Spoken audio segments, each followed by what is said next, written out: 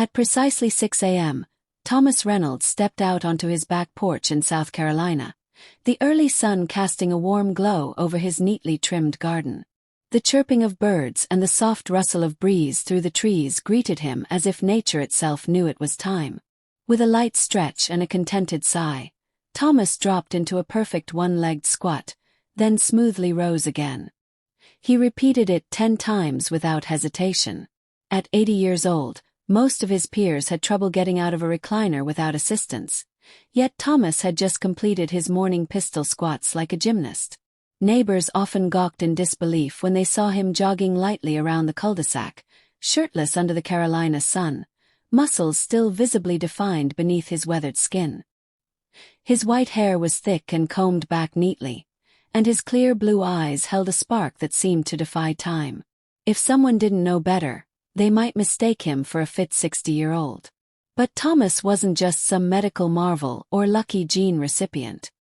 His story was rooted in discipline, setbacks, and one transformative choice that changed everything in his later years. In his younger days, Thomas had been no stranger to activity. He served in the U.S. Navy, then worked as a firefighter for over 3 decades. That kind of work kept him physically strong, but not necessarily healthy. Like many men of his generation, Thomas never paid much attention to what he ate, how much he drank, or how much sleep he got. When he retired at 65, he found himself slowly slipping into a sedentary lifestyle. The weight crept up, his knees ached, his energy dropped.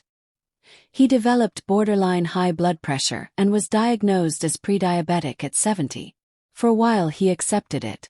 "It's just age," he'd shrug. "Can't fight time." But that all changed one morning when his granddaughter Emily, then only 5 years old, asked him a simple question. "Grandpa, will you come climb the jungle gym with me?" He laughed at first but followed her to the playground. As she scrambled up with ease, Thomas couldn't make it up 2 rungs without wincing. His hands trembled, his breath shortened, and Emily looked down and innocently said, "You can't do it, huh, Grandpa?" That sentence echoed in his ears long after that day. Not because she meant any harm but because she was right. He couldn't. Not anymore. And for the first time that scared him. That same week, he visited his doctor, Dr. Marcus Klein, a fit 45-year-old internist who'd always encouraged lifestyle changes over medications. Thomas sat in the office, shoulders heavy, and admitted, "Doc, I don't want to die in a recliner." Dr. Klein smiled gently. "You don't have to. But we need to rebuild, Thomas. It'll take time." And that's when everything changed. Thomas adopted a new morning routine.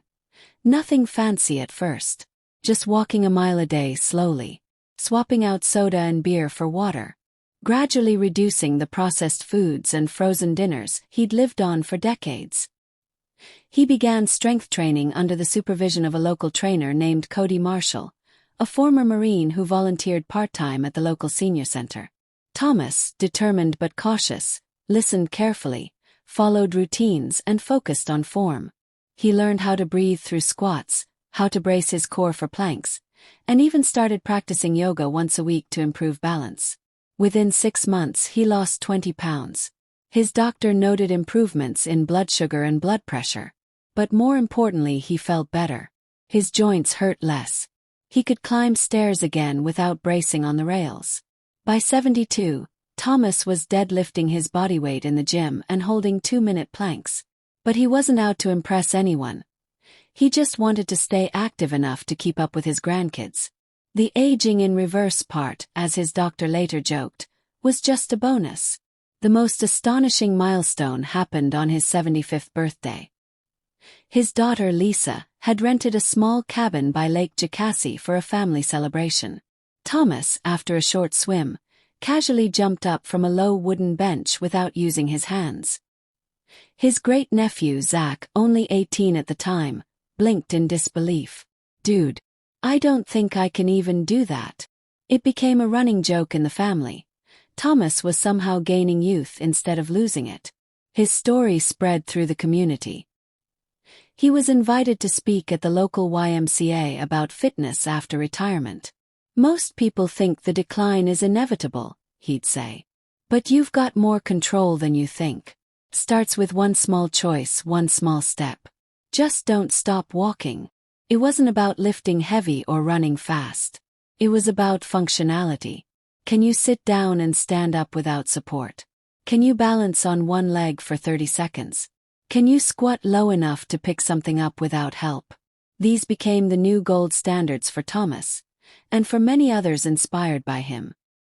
His old firefighter buddies, once skeptical, joined him for weekly walks. Some took up light resistance training. A few even reversed their own pre-diabetic conditions. By the time Thomas turned 80, he'd built a morning routine that rivaled men half his age. Wake up at 6 o'clock. 10 minutes of stretching. 15 minutes of bodyweight exercises. Push-ups, squats, planks. A short jog or bike ride. He cooked fresh meals, focused on lean proteins, vegetables, whole grains, and rarely indulged in processed sugar. He slept well. He read daily to keep his mind sharp.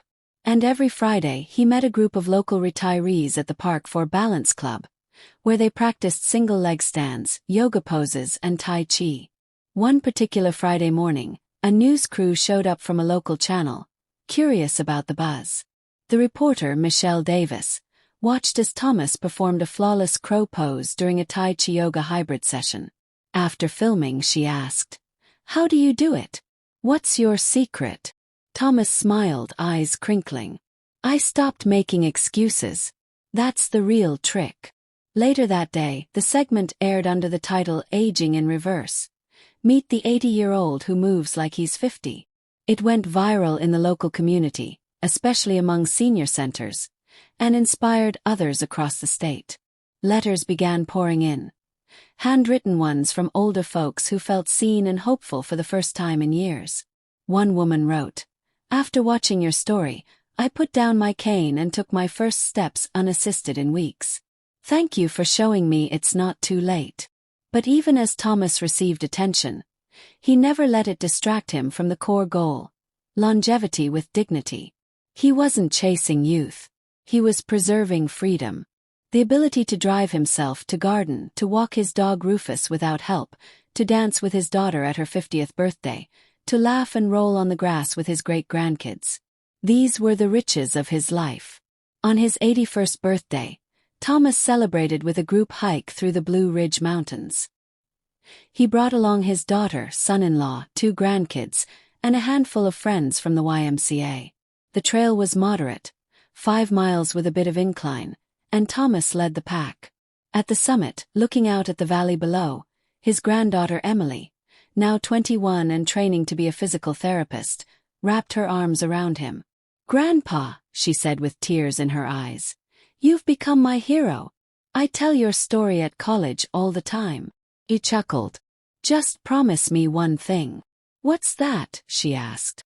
"Never let anyone tell you you're too old to start over." The sun cast a golden halo behind him as he turned back toward the trail, ready for the